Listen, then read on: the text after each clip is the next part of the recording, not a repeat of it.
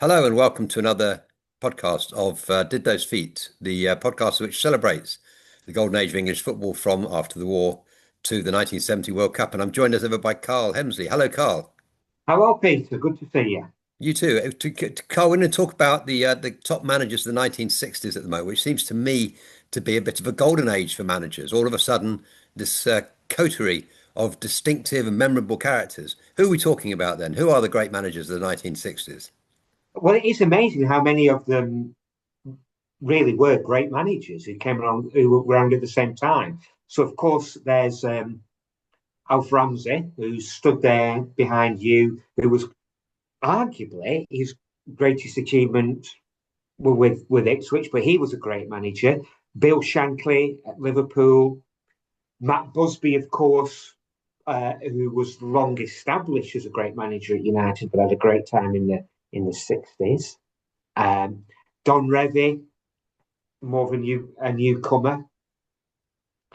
Bill Nicholson, of course. Uh, Harry Catterick. Harry Catterick is one of the most forgotten heroes of Yeah, this period. yeah, he's in some ways possibly the most interesting. I think we can come on to that. And then a bit later in the 60s, Joe Mercer, Yes, and really right at the end, but clearly an interesting character, is Brian Clough. indeed. Yes. I mean, I think he's not alone, Brian Clough. Malcolm Allison, I would add too, to that crowd. Yeah, If we, good although as a one. Yeah, coach, of course, more yeah. than as a manager. But and as well, I think Tommy Docherty, who's beginning to pull up all sorts of achievements with Chelsea in the late second Yeah. half of the 60s, as well as being obviously a vibrant character with Mm. who contributes enormously to the glory of that is football in the 1960s. I think that one of the reasons why they so interesting this bunch. I mean, one reason must be, as Jonathan Wilson often points out, that many of these players, many of these managers had managerial experience in the Second World War.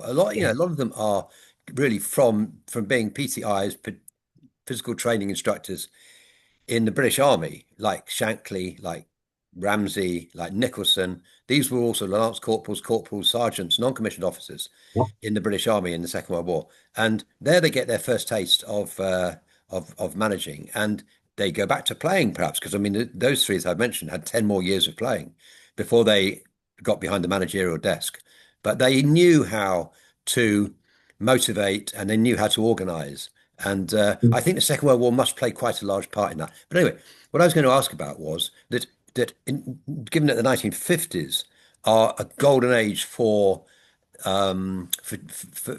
liberation of tactics, both with the Hungarians in 1953, the Brazilians in 1958, but even, on a domestic level, Manchester City with Don Revie in Mm. 1956, the Revie plan.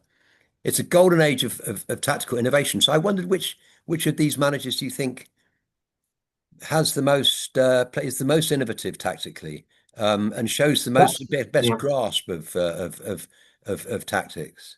It's a good and difficult question because they've clearly all got tactical nous. But I think if I had to say the one that really stands out in that regard, I'd pick Ramsey. Yes. Why is that then? Um, I mean, in terms of if you look at his his work at Ipswich, of all the managers that we're talking about, he he probably had the least resources of all. I mean, he was starting in the third division. And so he had to use all kinds of tactical innovations to maximize what he had. And one of the most obvious was not using wingers in the more orthodox way up till that point. So England, of course, were famous for the wingers wonders when they won the World Cup under Ramsey.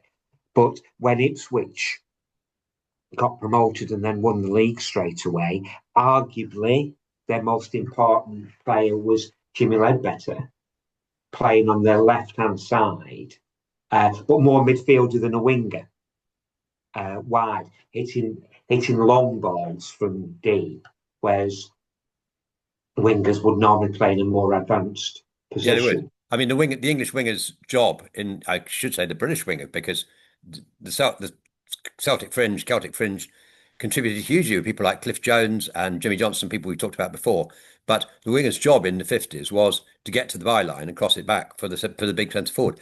Ramsey did use the big centre forward, incidentally. He used two Yeah, big centre forwards in the World Cup final of '66. He had yeah, two at Ipswich in Crawford and Phillips.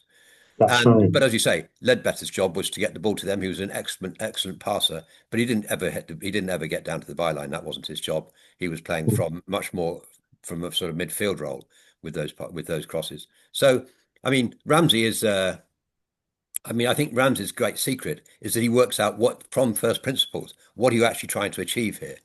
Yes. And then what's the best way to do it? And if the object is to get the ball into the centre forward, then the Ledbetter ruse is a very good way. Curiously enough, I think I would say the opposite of Bill Nicholson. I've got great respect for Bill Nicholson and what he Yes. achieved, but I think Bill Nicholson was tactically quite a conventional. He may have been very good at assembling a group of players. That's a different skill, but Bill Nicholson, I think, was quite conventional. If you watch Spurs games now on YouTube. He's Mm. playing a WM formation. He's got two fullbacks and a big stopper centre half in Morris Norman. He's got a couple of defensive midfielders in Mackay and Blanchflower.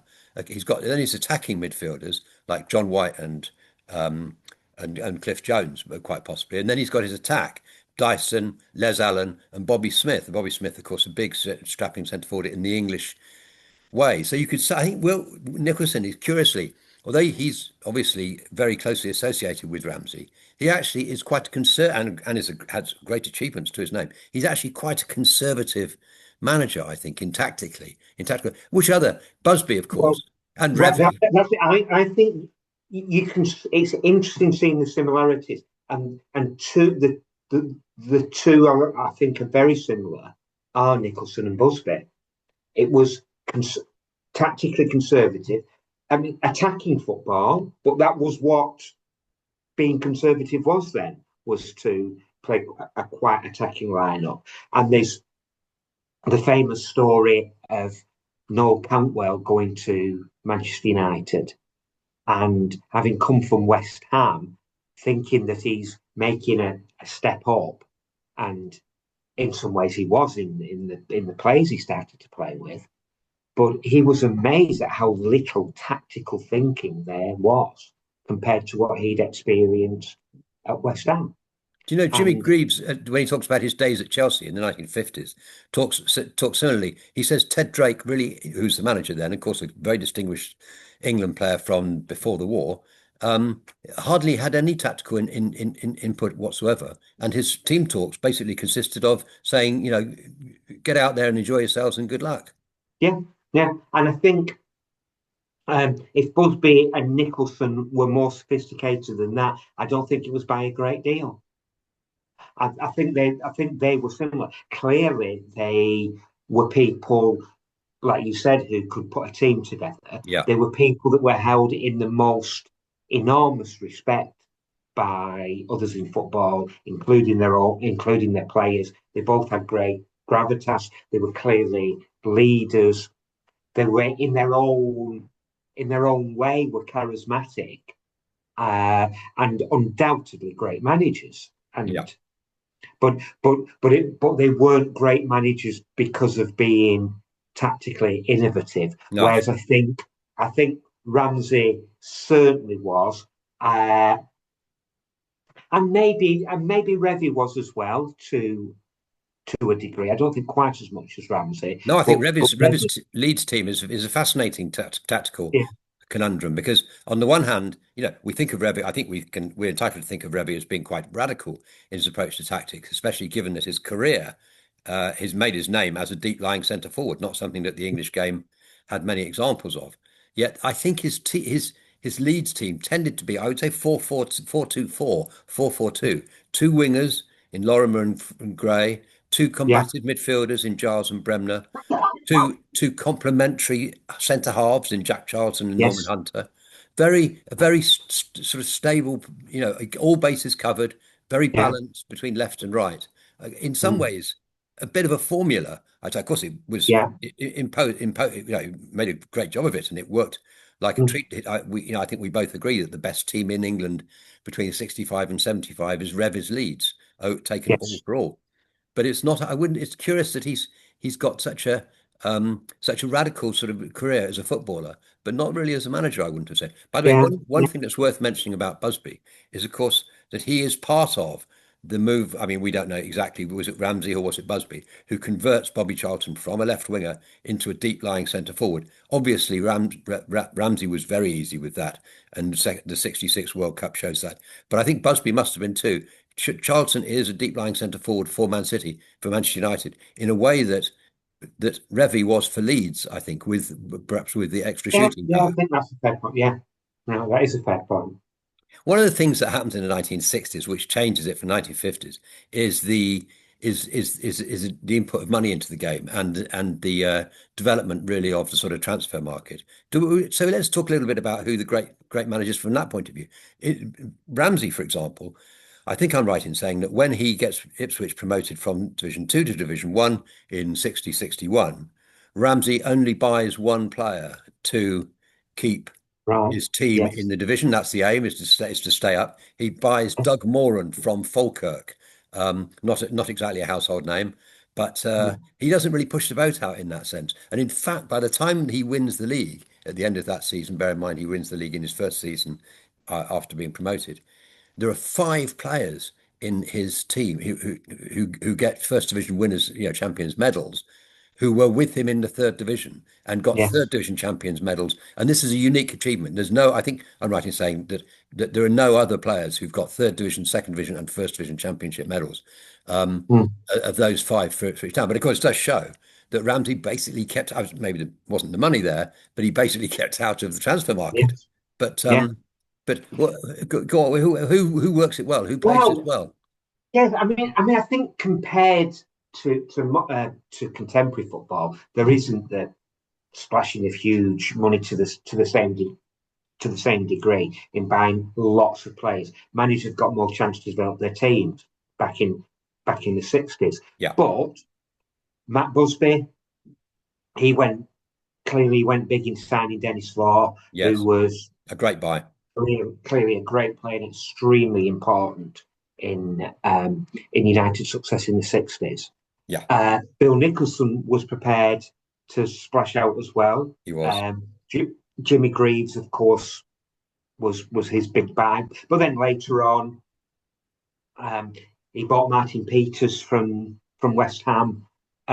So he was prepared to do that. And the other one who we briefly mentioned was Catterick at Everton. He was Yes, prepared to splash. Everton supported him in the transfer market. yes. When you think of buying players like Alan well, Ball, yes, I mean before that Tony Kay Tony was Kay, quite absolutely.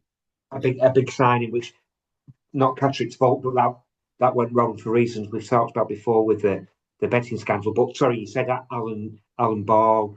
Um, I think Ray Wilson Yes, he was was former Huddersfield player. quite a big buy because he was Yes, already very successful with Huddersfield when Catterick brought him to Everton. So he was he was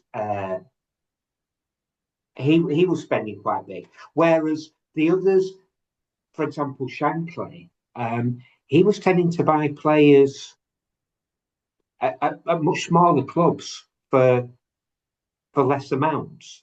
yes. Um, I think so Shankly, he certainly used the transfer he market, did. but Yeah, players like Ron Yates and Ian St John, who were yes. the early, very important buys, I don't think you could call them huge signings at the time.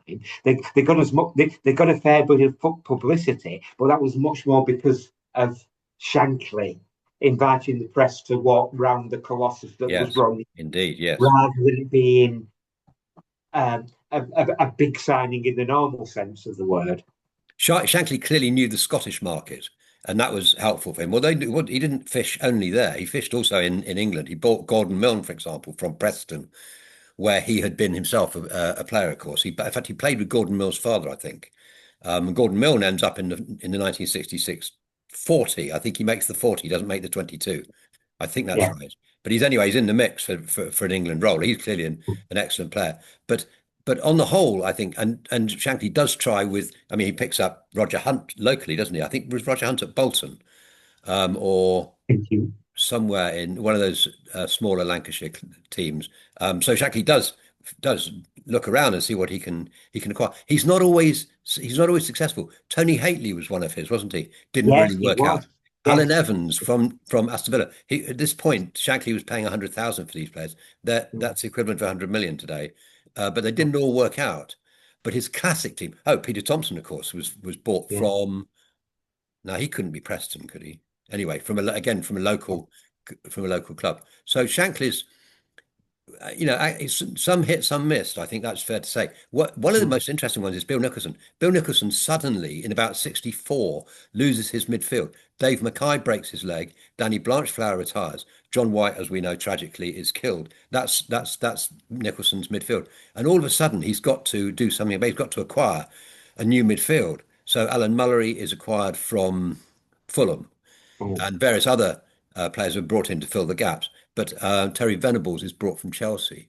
Um, but he's caught a little bit short there, Bill Nicholson. My feeling with these is that, on the whole, these managers preferred to bring through the system because players knew then. So if you look at Leeds, for example, classic example, almost all of them. I mean, Alan Clark, later 69, comes from Leicester. Mick yes. Jones comes from Sheffield United a bit earlier, but basically that Leeds team is Johnny Giles comes from Manchester United, but basically that Leeds team: Reaney, Cooper, Charlton, Hunter, Bremner, Lorimer, Gray. These are all brought Sprake. These are all come through the system, and I think that's the preference. Tommy Docherty, by the way, exactly the same at Chelsea. He brings through a team full of actually England players. In fact, John Holland, Peter Panetti, Ken Shellito, um, Mm. Ron Harris, all of whom get England caps. Um, Perhaps not so many England caps, but they will get plenty of England. They always plenty of internationals at that club. But they were all really brought through from the youth team, and that was, um, I think, the spirit of the age. But it's very different from how things look now. Um, One of the curious things about the 60s, it seems to me, is this paradox that the media really pick up on football in the 60s. We have the Yes. first time match of the day. We have routine radio coverage. Um, we have managers and players, for that matter, being brought into the television studio towards the end of the 60s. And yet, I would say, despite the fact that there was much more, I mean, and look at the 1966 World Cup, the first World Cup, which was to be basically broadcast globally live. So the media is beginning to intrude into football in a way that is more familiar to us nowadays. But most of these managers actually keep their distance, don't they? The one exception, I Yes. think, is the one behind you, who really Yeah. knows how to use the media and channels the Yes. spirit of, never mind the spirit of Shankly, he channels the spirit of Liverpool, it seems to me, into and makes through the media and turns Liverpool into the colossus that they became. But it's quite unusual that most of these managers, I mean, look at Ramsey. Ramsey's attitude to the Oh, yeah. media was, Very "I don't famous. like you, and I don't care if you know about it." He's quite happy to tell Yes. them so. Yeah. You I need mean, me more than without, I need you, he yes, says. absolutely. Absolutely. I mean, Shankly was definitely the most overtly using publicity, using the energy of the crowd and all that. So it was amazing the extent to which he did that.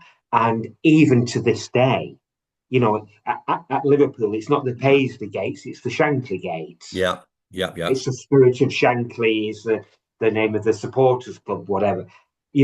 Bob Paisley was the one that won 3 European Cups and twice as many league titles as Shankly. Yes, But Shankly is still the name. And yet, in a strange way, there is. I'm more struck by similarities between Shankly and Revie. In personality, they seem very different. Revie's much more dour, yes, and yet I think they both had this idea of creating something new, and they were both. Maybe it's an anachronistic word to use, but identity would be what would be said today. And a silly little example: both of them had the kits changed. So Shankly had Liverpool changed from playing in red and white yes, to all red, and Revie very famously had Leeds playing in all white. because he wanted them to be like Real Madrid. Yeah, And in the case of Revie, he was going to a club in Leeds, really with no history of success. So he really was building something new. yeah, Shankly, not quite the same. Liverpool had won 5 league titles in their history, but not one since the first season after the Second World that's War. right. Yeah, Since then, they've been in the second division. yeah, So, in a sense, I think Shankly was almost creating this new club. And they were both very much invested in creating a certain image. And Shankly, of course, was far more somebody for the one-liners and that really overt engagement with the public, much more so than Revie. And yet, in a way, though Revie was done in a quieter way, it, I see a similarity. And I think of all the managers we're looking at, those were the two who were the ones who were especially good at team building. I mean, Revie in a way that was sometimes mocked with them playing carpet balls and skittles and yeah. whatever. Uh, but actually, it worked. No, He indeed. really did. He very much created an us against them team spirit. Yeah, And Shankly did something similar. With Shankly, it was often with a lot of humour, uh, but he certainly managed to create a team spirit and instill his players with confidence. I remember a story where he put out a board with the United players on it, uh, and went through the players one by one, saying things like Paddy Crerand, slower than you think, etc., etc. Then came to Charlton, Law and Beth, admitted that they were very good players, but if you can't beat 3 players, there's something wrong with you. yeah, yeah. That type of thing with Shankly, and he let it be known he was saying that. So certainly he was the one that used publicity. I think that the one difference between Shankly and Revie, one is to be cruel, would be to say that Shankly's legacy endured in a way that hasn't. Leeds have had quite an uneven time in the last, well, since I was about the last 50 years. They've been up and down, a bit of a yo-yo side actually, which you'd never have imagined you would be saying that about Leeds at the time. But Shankly's team, Liverpool, have really broadly.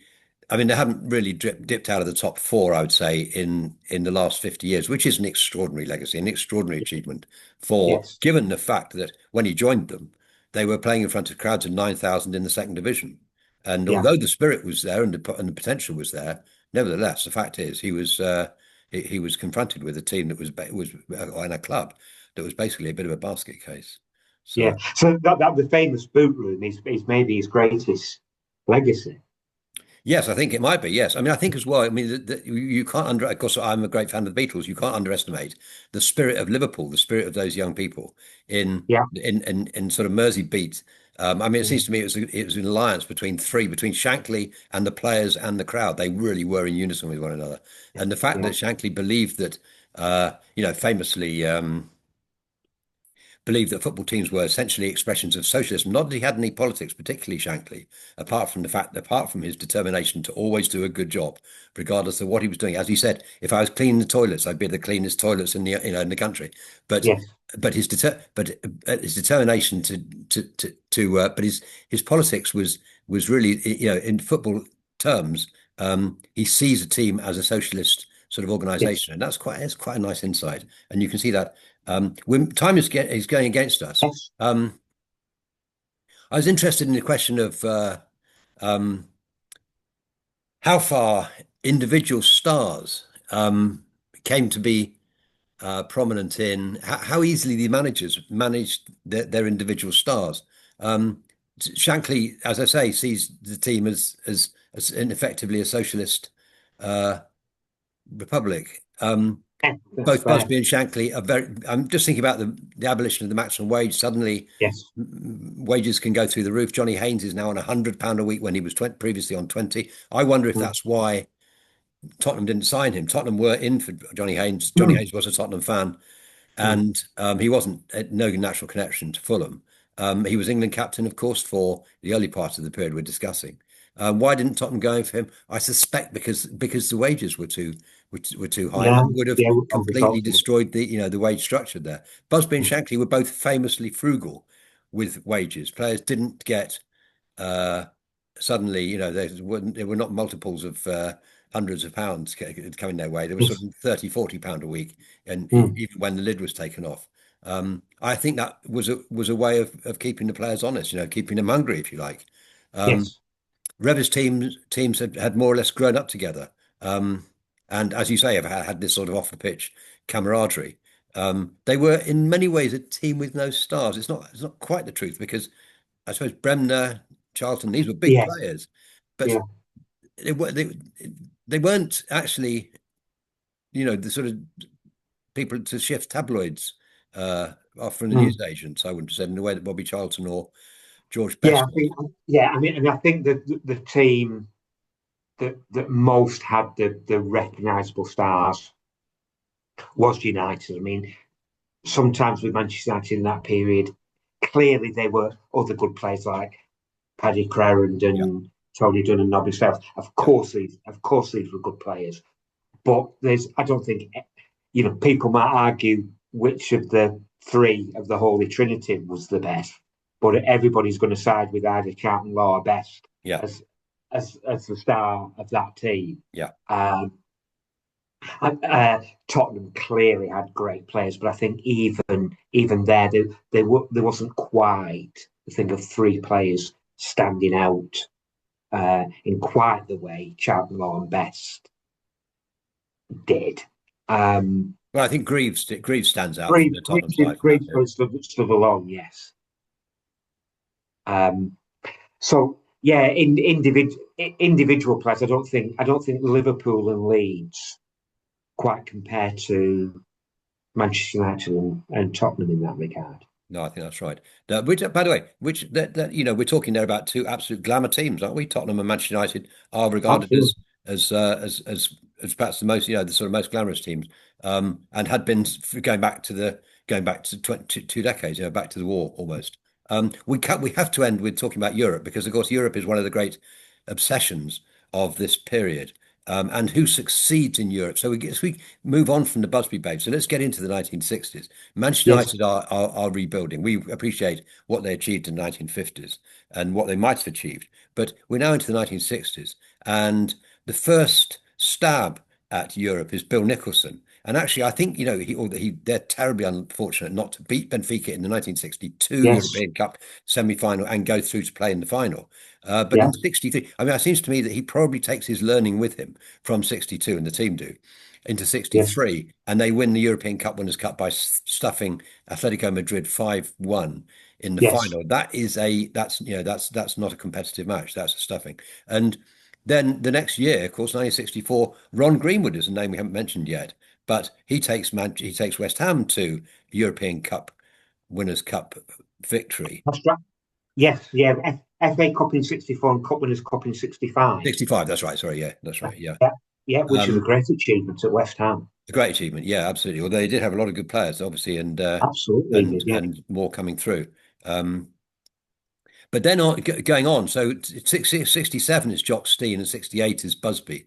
Yes, For Busby, it's just an incomparable triumph, isn't it? After what had happened 10 years absolutely. before, Yeah, yeah, yeah. and I mean, it really was. I mean, arguably, it was his best team was 2 or 3 years before that, and the best single yes, performance yes, beat Benfica in Lisbon 5-1 mm, when Best was phenomenal. But of course, the crowning glory was Wembley in '68 and winning the European Cup, which would have been amazing anyway. But you throw in the unique disaster of 10 years earlier, and it's the story at the heart of the history of Manchester United that that was achieved, and Busby clearly wouldn't have been done without Busby, and it's what sets him apart as, I'd still say, even now, as certainly as Manchester United's best ever manager, Fergie notwithstanding, Yeah, to to come through Munich and achieve that was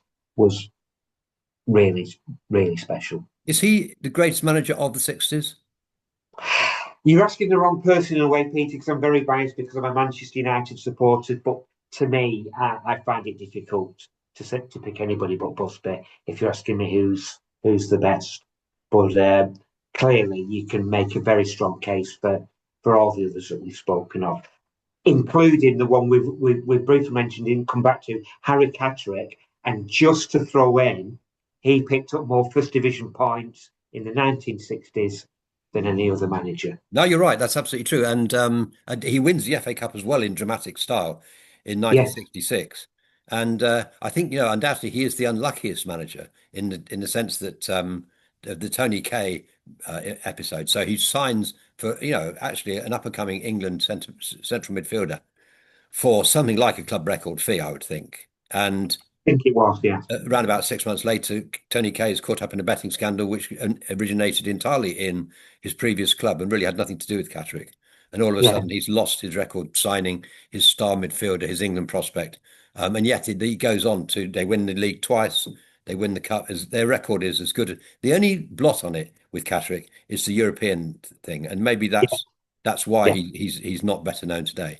But yeah. um, but of course, the other thing is if he'd had the personality of his rival and colleague in across the city of Liverpool, he might be better known too. But nevertheless, his record is one of quiet achievement, Mm. and deserves probably to be better known. So, okay, well that's fascinating, Carl. So, if we were going to Thanks, say one, Peter. I mean, my view would be Alf Ramsey is incomparable. I mean, I don't say that he was an attractive personality, but he was undoubtedly a stunning achiever. And as we said at the beginning, if we think the World Cup was a great achievement, it's dwarfed by what he achieved with Ipswich. So uh, that's a contentious way of ending. And lovely. No, Well, thanks very it's much, a Carl. very It's fair point. very interesting. And well, we'll be back soon with another edition. So from me, it's goodbye, and from Carl.